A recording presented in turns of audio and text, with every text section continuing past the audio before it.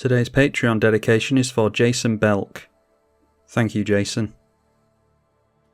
Kellan the Kid versus Go-Shintai, Rakdos, and Phylath. And we've got pretty much nothing available to us here. What is the adventure on this? Exile a creature from your graveyard and you can cast it. Are we going to risk this? I mean, we're in top deck mode already pretty much, so probably best not to. Alright, and into a 2-lander with no ramp whatsoever. And we can't cast this for its foretell cost, but yeah, we could hope for blue off the top. It's not a good keep, but we will try it. Utopia Sprawl going on to a dual land on turn 1. Okay, into Tatyova, so got another couple of turns to get into some ramp or at least a land, preferably a blue one. Stormfist Crusader from the Rakdos player, so that gives us more chance to get into some lands here. Dryad of the Elysian Grove to allow additional land drops, and obviously that'll fix the colours as well. Alright, there's the blue land we wanted, so yeah, we could shock that down. We can foretell this if we want to. Could just foretell the Doomscar. Not sure if we're going to see a lot of creatures. Could always slow the game down with that. We'll foretell the Behold the Multiverse first, and we'll attempt to get down our commander first before we go for that. Impact Tremors for the landfall deck, and then we'll each lose a life and draw a card to the Crusader. Alright, and there's another blue land for us, so we're going to keep up on lands, which is good. So now I think it's Island into our commander, then on turn 4 we can cast this and get down a free Guardian Project. I think that'll be alright. Basilica Screecher is a flyer with Extort, and then the 2-2 goes to the left. A Nature's Law from the 5-colour player, and then following that up with a Navigation Orb, so you can sacrifice that and go for 2 basics or gates, and they go onto the battlefield tapped with this. Okay, and another land for us, so we're not against a surplus of lands in this deck. There's 37. I've started going down to 36 in recent years, but obviously the more lands we have available to us, the more we can cheat in with our commander. So get Kellan into play and hold it back as a 3-3 blocker. Harrow for more basics from Phylath, and we draw again with the Crusader and into another land. So yeah, turns out we were always going to get a little bit flooded here, so grateful for the Stormfist Crusader to clear these cards off the top. So depending on the surplus of cards that we have in hand, it might be worth just going for hard casting the Guardian Project, and then we can go for Behold the Multiverse the next turn and maybe go for Savvy Trader in order to cast our commander from the bin or something. Obviously it depends on if we manage to keep Kellan in play. Anyway, Rakdos into play after seeing an Urborg, Tomb of Yawgmoth. Now the 2-2 swings in at us with Menace, so we can't block that. The flyer to the right. Alright, and then able to cheat in an Oblivion Sower, and points that over at the lands player. Likely to just get basics with that, because Phylath particularly cares about basics. So does get a forest and a mountain, and a Demon Lord Bells and Lock as well, because he could tap those lands for black mana. Still at 6 cards in hand, so doing well the Rakdos deck. Might have to pop this Doomscar sooner than we would have liked. Go-Shintai cracks the Navigation Orb, and then throwing out an Arcane Signet after that. Still has more stuff to do apparently. It is a Dueling Grounds. No more than 1 creature can attack each combat, and no more than 1 can block either. So that's handy against this guy, that buys us some time. Should struggle to get rid of that in a Rakdos deck as well. Alright, there is a Beast Whisperer, so that cares about casting, whereas this cares about an untoken creature entering. So Guardian Project is slightly better, also it's more difficult to get rid of. So let's go Forest. Want to get down as many basics as possible because we do have the Virtue of Strength in this deck, which is an enchantment that cares about basics. It triples the mana on those. Yeah, so let's just slow roll it and we'll get down the Guardian Project, and we've got a decent 4-drop that we can cheat in with the Beast Whisperer now. So next turn we can always cast this and then cheat in the Beast Whisperer and draw even more. Not going to swing in with Kellan because it doesn't have Vigilance, so we'll forego gaining the life. Oracle of Moldiah for the lands deck, see if he's got any lands on top. It's a Valakut Awakening on top, and plays that as a land straight away, revealing a Ubermauled Hydra. 7 cards in hand, so I might have another land to make here. Then a Gaia's Cradle, which can tap for mana, thanks to the Oracle being in play, but can tap for black thanks to Urborg anyway. Draw again from Crusader, keeping all of our hands full for the most part. And there is a Lotus Cobra.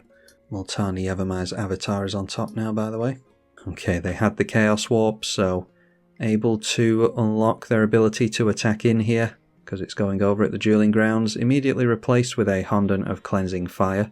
So now can attack in with multiple creatures, the 2/2 at the left. We get a 6/6, and that will be commander damage. 5/8 to the right, 1/2 to the left, pulls back the 5/8, and now sending the 5/8 to the right. So the Dryad blocks the 5/8, clearly doesn't have any more lands to cheat in with that, and he feels as though he's fixed his colours nicely, which he has. Will not block. Arcane Signet, and the back can extort here, but let's see if he decides to or not. Decides against it, so wants to hold up the 2 mana. And immediately taps for black, Disciple of Bolas. So he can draw even more cards here. Sacrifices the Oblivion Sower, so goes up to 40 life and draws 5. 10 cards in hand at the moment. And cheats down a Pathraiser Ulamog, so that's an Annihilator and can't be blocked. So it might be that we have to lose Kellan this early in the game, annoyingly. Hadn't made a land for the turn either, so throws down a land straight away, but is passing with 8 cards in hand. The Honden going to gain 2 life at the beginning of the turn. Alright, there's an Academy Rector. Said he can deal with the board in the chat if... said he can deal with the board if someone kills the Rector, but is he going to just totally break the game? Looks like he's going for like Staxy stuff, as we saw with the dual card before. And there we see a Sterling Grove, so got some Enchantress stuff going here, as you would expect. Followed by Jukai Naturalist, making enchantments cost 1 less. And then 0 cards in hand, a Sanctum of Shattered Heights, so has 2 shrines in play at the moment. Okay, there is a Beanstalk Giant, so if we go Lotus Cobra here, we can go for a fetch, crack it, make a couple of mana straight away. We'll draw a card on the Guardian Project here as well. The Rakdos player holding up priority on us, so wants to think about blowing up the Lotus Cobra maybe. One with the Multiverse is very nice. So we go land here, we could make 4 mana, which would be 3 into this to make an untapped land. That would mean we had 3 mana remaining, then we could still just go in for that. And that means that we get to save on the Polluted Delta for when we get something like Tatyova down. Or making multiple mana for a one with the Multiverse in a turn or so.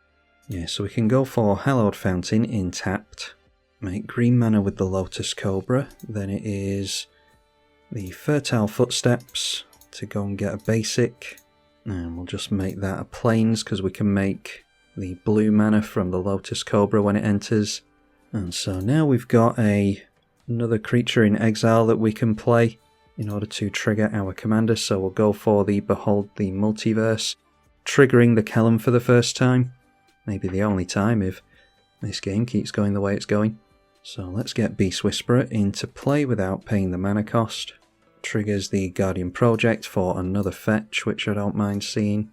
Then we scry 2 and draw with the Behold the Multiverse, so there is Emoti. Got Dryad of the Elysian Grove is probably too late, so bottom.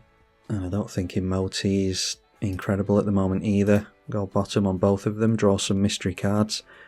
Alright, an Augur of Autumn, not the best with one with the Multiverse. We've got another basic there as well. So pass the turn and we will have to discard a couple. We can always grab stuff back with the Savvy Trader anyway. In fact, we could discard one with the Multiverse just to make it cost 1 less with this, but a bit risky doing that. Augur of Autumn, and we'll get rid of... yeah, basic forest. We can grab basics with the fetches. Multani about to be drawn into by the Gruul player. And now seeing a Fabled Passage on top, which I'm sure they'd like to get into. Probably the best fetch in the deck for them. So plays that straight away. There is a basic on top they can play as well. So does play it, revealing a Nature's Law, which can be shuffled away. Alright, and the 2/2 swinging in towards the 5 colour player, so I'm guessing he's trying to take him up on his offer of the Academy Rector, so maybe we're going to see some more Staxy stuff here. Won't even lose his Oracle in the process, so see what he grabs. That is an Out of Time. When it enters the battlefield, untap all creatures, then those creatures phase out until this runs out of time counters, and the enchantment has vanishing as well. So yeah, this is one of those cards I was very impressed with it when it was spoiled and then totally forget its existence because a brand new set of cards comes out a week later. But yeah, Out of Time is a very good one. Good way to get rid of commanders. So that is Kellan away from us for quite a while. The rest of the game actually, what's that? 5, 6, 7, 8, 9, 10 counters on that thing. So that pretty much switches off our deck at this point. Unless we can draw into Cyclonic Rift or something. In the meantime, I suppose we can be going for foretell effects and stuff and just hoarding them until we can play them into our Kellan eventually, if we ever get to play them into Kellan. Nissa Who Shakes the World with a good few basic forests in play. Untaps a forest. And then just passing the turn, still hasn't got his commander down yet. Plundering Barbarian for the Rakdos player. When it enters, destroy an artifact or create a treasure. So if he can get into something like the... Oh, and he had Impact Tremors in play as well, so 1 damage dealt here also. We've got 2 of those to worry about at this point. Makes a treasure with the Barbarian. And then there's a Spawn of Mayhem. So that pings us when it enters as well. At the beginning of your upkeep, 1 damage to each player. Then if you have 10 or less life, put a plus counter on it. So 2 life being gained twice by the Honden at the beginning of the turn here. 0 cards in the 5 colour player's hands, so may well go for the Go-Shintai now that the Out of Time has come into play. And there is a Hall of Heliod's Generosity as well. It's going to be a very difficult game for us this, because we need to blow this up so that we can blow this up, but then they can just grab it back with that. So yeah, I purposely didn't go crazy with the land base in this deck. It's got duels and fetches and shocks, the same old, but we don't have a bunch of interaction in the form of lands really. So I'd usually have like Besage You and Demolition Field and stuff like that so that we could get rid of this, but yeah, I'm trying to think what we've got. I think we've got Beast Within and Generous Gift could do it. Anyway, still have our phased out creatures. They did go for the Go-Shintai and have 0 cards in hand now. And there is a Make Your Own Luck. The whole playing things from exile doesn't really matter at this point. So we could go for a 1 with the Multiverse and hope that there's something on top of our library that's of some relevance. But if it's a land, then we'll just be stuck with it, so I think we best wait a turn or so. Let's go for the Tatyova. Just try and draw as many as possible at this point, I think. And the whole point of Tatyova, we don't have many, I think we've only got Dryad of the Elysian Grove for multiple land drops in a turn, but obviously the idea is to make lands with Kellan as well. And that is a Spara's Headquarters, so let's go for Polluted Delta. Isn't going to make us additional mana with the Lotus Cobra, so don't know what mana to make with it anyway, but Lotus Cobra isn't going to do that for us. Draw a card with Tatyova, and there is the Generous Gift. So we could have played that here if it wasn't for the Lotus Cobra being phased out. So I think it's time to go for the Foretell on this at that point. I suppose we can crack this for a basic. Just gain the life back with Tatyova anyway. Alright, draws us into Linkali Hunter. Exile a creature card from your graveyard and you can play it until the end of the turn. Can't see us wanting to go for the Ogre of Autumn, but that's something that's available to us. We'll just go for the Foretell, and that can be a 3 mana board white for us at some point. And I think we're fine to get rid of this, and then we can point the Savvy Trader at it. Could then play it for 6 mana at some point, and then cheat the Beanstalk Giant into play for free. So yeah, that's a very loose plan, but go for that. Tapping and untapping a land to Nissa. 7 cards in hand still over there. And there's the Overmauled Hydra that we saw in our opponent's hand previously, or on top of the deck it was. Pings us all for 1, they're able to tutor for a land with this, put it straight into play. So that will be a 10-10 at that point. And then a Parallel Lives before the tokens come down. We've seen a Valakut hit play now as well, so there are means of making your lands every basic land type, because there aren't too many mountains available to our opponent yet. Maybe he was holding off on them before or until the Valakut comes into play. Maybe he had Nissa, so he wanted a surplus of forests. Search for Tomorrow. Not sure if he's suspending that or not. Just went for a hard cast, so effectively only costs 1 mana because he can immediately tap the untapped forest for 2. And now Phylath finally into play. And we'll get an additional plant token thanks to that search for tomorrow. So 6 come into play, meaning we each take 7 damage to impact tremors. Oh, I forgot about the double tokens, so it's actually 16 tokens that entered play there. So even more damage from the impact tremors. So we're down to 9. The Spawn of Mayhem deals 1 damage to each player. And there's a hideaway card for the Rakdos player who... Is it 10 power you need in play? Oh no, you need to have dealt 7 damage. I'm thinking of the green one. Ulamog's Crusher, having to hardcast that. Don't see that it's going to do much of anything this game, unfortunately. Pings us down to 7 with their impact tremors. Okay, that's interesting. Sterling Grove being sacrificed, which opens up the Out of Time being blown up. So we might be able to do something actually interesting. Doubt we'll be able to survive for very long still, but we'll be able to cast the Doomscar and then cheat something into play. May well be that they just put this straight back on top of their library with the Hall of Heliod's Generosity, although this has been tapped down, so they'll have to do it during the upkeep, or at a later point in the game, obviously. They tutored out a copy enchantment, so are they just going to copy Out of Time again? That would be boring. Gaining life with the Honden. Alright, I actually entirely forgot that Go-Shintai can do that, so tapping down Wooburg, reanimating the Sterling Grove straight away. This is where it would be an idea to have a Farewell in the deck. Then there's the copy enchantment. And could go for a copy of the Sterling Grove to give absolutely everything Shroud, and then they can't be the victim of targeted removal. No, instead going for the Out of Time again. Ugh. Still have this thing to deal with. I mean, in a couple of turns they're going to be able to get the emblem with that. Frees up mana for our Doomscar at least. Alright, well, straight off the top there is a Cyclonic Rift, so... what can we do next turn? We get all our stuff back. So does everyone else. We do have time though, so we could get this thing down before we go for the Cyclonic Rift. Does mean playing it this turn and risking having a land on top.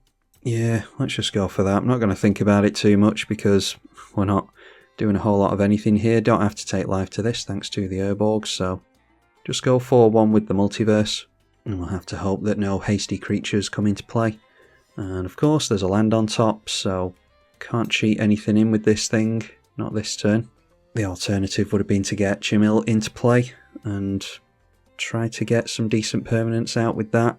So we'll see if our opponent can get a bunch of damage straight onto us here. 5 cards in hand, obviously has this. Could still have something like Avenger of Zendikar or something like that. Would make sense to have it in the deck. Tapping down a bunch of mana and then Nissa on tapping a forest. So the forests are still tapping for 2 mana apiece here. And there's a Seer's Sundial landfall, and you can pay 2 to draw a card. And playing a Terramorphic Expanse into that, which can be tapped for mana as well.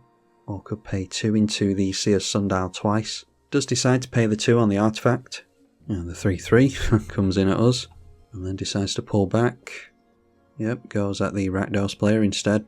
Then a Nature's Law for landfall again. Decides to pay 2 into the Seer's Sundial. And there is the Avenger of Zendikar, we called it. So that's us done, unfortunately. Be interesting to see if the Cyclonic Rift would have helped our opponents. Was not quite sure what we were going to do there. The Cyclonic Rift would have brought all the creatures back, then we probably Doomscar. Maybe cheat this into play. We're not going to be able to see what cards we were drawing, unfortunately. So maybe we could have put a more relevant creature into play. But getting more triggers with the Kellan would have been good with the one with the Multiverse, but just wasn't lucky enough here, unfortunately. So a bajillion impact tremors on the stack thanks to the plant tokens that came in. I think they're in stacks of 10 here, so 20 tokens coming in. And the guy's Cradle is still untapped with 3 cards in hand. So we go down, the Rakdos player is going down. The Rakdos player on the way out did play Rakdos Charm to knock this player down to 4. Because the creatures each dealt 1 damage to this player. And there we go, the game crashes. Awesome. So that pretty much sums up that game. I doubt this will be the first game that you see with Kellan, because I would actually like to show off the commander at some point during a game. So this is the 2nd or 3rd game of him you're seeing, I dare say. If you want to continue to see more of Kellan, then let me know in the comments as always. Big thank you to the patrons for their support of the channel as well. I'm Tribalkai. Thank you for watching.